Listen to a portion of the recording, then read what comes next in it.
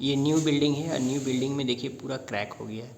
देख पा रहे हैं आप लोग, पूरा वहाँ तक लंबा क्रैक है। ये क्रैक को अपने को फिल करना है तो वीडियो को पूरा देखते रहिएगा। मैं आप लोग को बताऊंगा कि क्रैक सील किस तरह से यूज किया जाता है।